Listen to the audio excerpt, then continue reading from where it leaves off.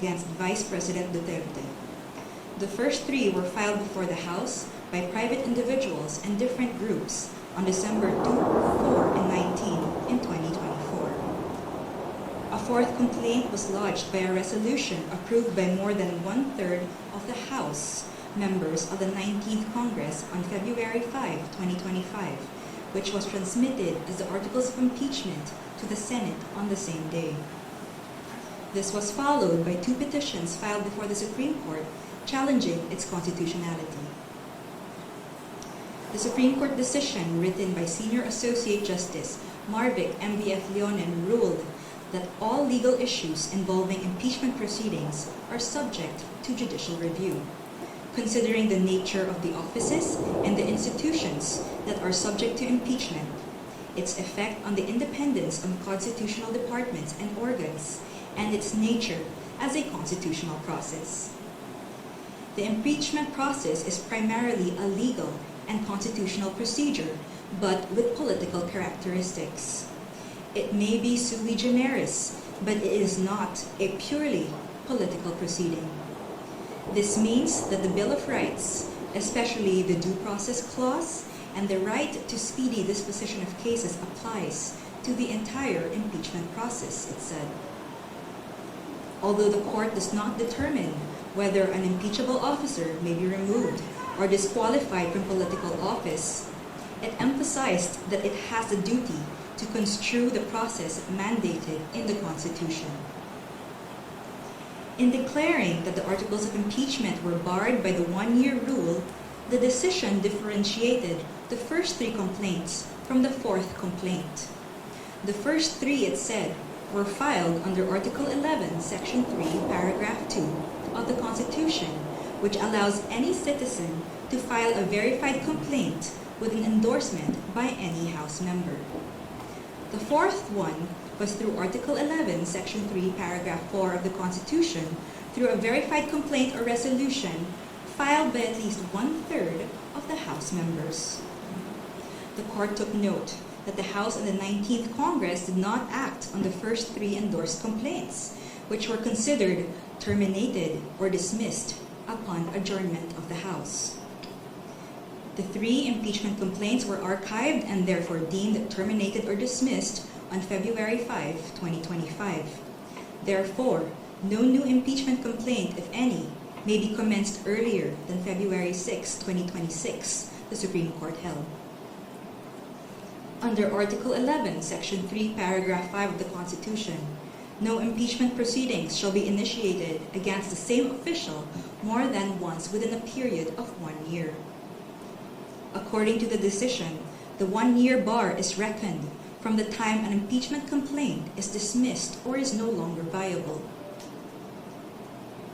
A key issue in the petitions is whether the House complied with a 10-session day requirement under the Constitution for including a verified impeachment complaint in the order of business of the House. The court ruled that the House was able to comply with the requirement by putting the 3 endorsed impeachment complaints in the order of business of the House of Representatives, since a session day is not equivalent to a calendar day. It is a period that starts from a call to order until the session is adjourned, regardless of the passage of time. However, the court reminded the House that Article 11, Section 3, Paragraph 2 of the Constitution clearly requires that a verified impeachment complaint be immediately put in the order of business within 10 session days from its endorsement. The Constitution does not grant either the Secretary General or the Speaker of the House any discretion to determine when this period commences. Consequently, the House of Representatives is not granted any discretion except to refer these matters to the proper committee within 3 session days. However, the House may opt to consolidate all impeachment complaints properly commenced and endorsed within these periods. The court also determined that due process applies to the impeachment process. It laid down the following due process requirements in impeachment proceedings. First, the Articles of Impeachment or resolution must include evidence when shared with the House members especially those who are considering its endorsement. Second, the evidence should be sufficient to prove the charges in the Articles of Impeachment. Third, the Articles of Impeachment and the supporting evidence should be available to all members of the House of Representatives, not only to those who are being considered to endorse. Fourth, the respondent in the impeachment complaint should have been given a chance to be heard on the Articles of Impeachment and the supporting evidence to prove the charges prior to its transmittal to the Senate, despite the number of endorsements from House members. The House of Representatives must be given reasonable time to reach their independent decision of whether they will endorse an impeachment complaint. The court, however, has the power to review whether this period is sufficient, but petitioner, who invokes the court's power to review, should prove that officials failed to perform their duties properly. Sixth, the basis of any charge must be for impeachable acts or omissions committed in relation to their office and during the current term of the impeachable officer. For the President and Vice President, these acts must be sufficiently grave, amounting to the crimes described in Article 11, Section 2, or a betrayal of public trust given by the majority of the electorate. For the other impeachable officers, the act must be sufficiently grave that they undermine and outweigh the respect for their constitutional independence and autonomy. And seventh, to ensure that respondent in the impeachment complaint is heard under the requirements of due process in the procedure under Article 11, Section 3, Paragraph 4, the House of Representatives is required to A. Provide a copy of the Articles of Impeachment and its accompanying evidence to the respondent to give him or her an opportunity to respond within a reasonable period to be determined by the House rules. The Constitution only requires an opportunity to be heard. It is up to the respondent to waive this fundamental right and opt to present his or her evidence at the Senate trial. And B.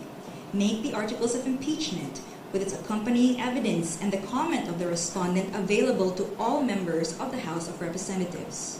It is the House, not 1/3 of the House, that has the sole prerogative to initiate impeachment complaints. Thus, there must be some modicum of deliberations so that each member representing their constituents can be heard and thus convince others of their position. The transmittal will only take place upon the qualified vote of 1/3 of the House. We quote from the final note of the unanimous decision. It is not our duty to favor any political result. Ours is to ensure that politics are framed within the rule of just law. We cannot concede the sobriety of fairness inherent in due process of law to the passions of a political moment. Our fundamental law is clear. The end does not justify the means. We understand our history. We have learned that in the past, momentary desires to do what is convenient and concede means to ends have inadvertently created precedents that weaken the succor of law for those who dissent, or those at our society's margins, or those who may have fallen out of grace from the powers that be. We have learned that the clash of political interests in the past, often disguised by noble intentions, has obscured the need to address the real problems of corruption, inequality, poverty, and disempowerment faced by our people. We will not allow that to happen again. We will not hesitate to declare what is legal, just, and right for our people. There is a right way to do the right thing at the right time. This is what the rule of just law means. This is what fairness or due process of law means, even for impeachment. End of quote. The Supreme Court's ruling is immediately executory. It shall be deemed served on the petitioners and released upon publication in the Supreme Court website and receipt of the parties of their digital copy in accordance with the guidelines on the transition to electronic filing in the Supreme Court. We urge everyone to read the full text of the decision and the concurring opinions. Thank you very much. Hi, Attorney. Mauna na ako. Adrian Ayalin po, ABS-CBN. Hi, Adrian. So, sa madaling sabi, wala pong magaganap na impeachment trial ngayon. Hindi pwedeng mag-hold ng impeachment trial ang Senado. Well, the court said that the House complaint versus the VP is unconstitutional and null and void, and therefore the Senate did not acquire jurisdiction to convene as an impeachment court. Hanggang until February 6, 2026 na hindi pwede. February 6, 2026, that's the due date. I mean, that's the date until when another complaint can be filed. Okay. Or initiated.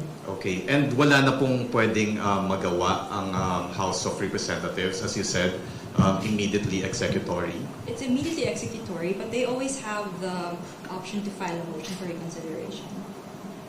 Thank you, Attorney. Attorney, Ben Punta po sa Philippine News Agency.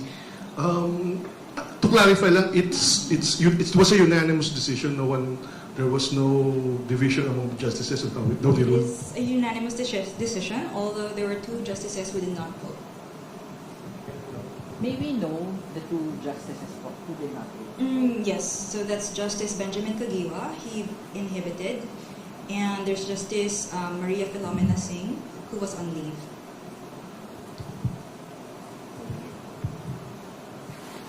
Hi ma'am, Salima Refran of GMA. Ma'am, para po mas maintindihan ng publiko, ano po yung naging dahilan ng Korte Suprema kung bakit nga po naging null and void ito nga pong Articles of Impeachment at hindi po dapat matuloy ito nga pong impeachment trial laban kay Vice President Sara Duterte? Well, number 1, it said that the Articles of Impeachment, which was the 4th complaint, violated the 1-year period ban, because there were 3 complaints that came ahead of it.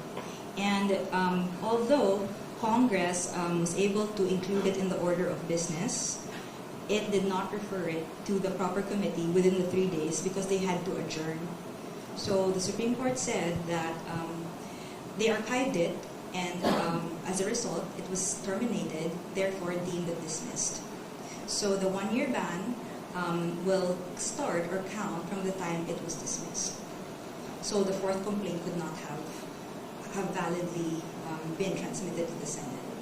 Tapos ma'am, meron din pong sinabi yung Korte tungkol po dun sa hindi nito inaabsuero. Yes. Tama. Pwede pong pakiulit yun and pakipaliwanag yung parte pong yan. So the court The court said it is not absolving Vice President Duterte from any of the charges against her. So that means, again, hindi siya absolved from any of the charges. But any complaint for impeachment against her can only be filed by Feb 6, 2026 onwards. Kumaga, pwede pa rin humarap. Pwede pa rin. Hi, Attorney Michael Flores of Reuters. Hi.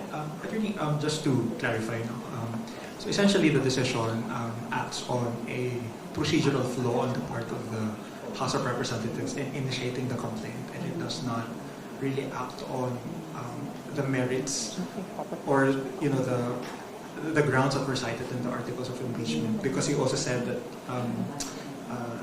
the decision does not absolve the Vice President of the charges that are lodged against her. Yes, so the decision does not delve into the merits of the impeachment complaints against the VP, but rather it just said that the impeachment complaint that was transmitted to the Senate was void for being contrary to the 1-year ban, and that it violated the due process rights of the VP. And in terms of way forward, when, for example, the House of Representatives invoke their independence as a co-equal and independent branch of government, how is the court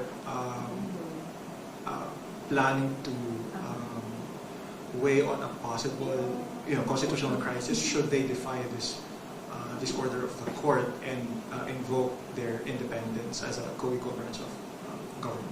Well, right now we cannot answer a hypothetical question such as that, but I am confident that the House and the Senate will respect the decision of the Supreme Court. Thank you.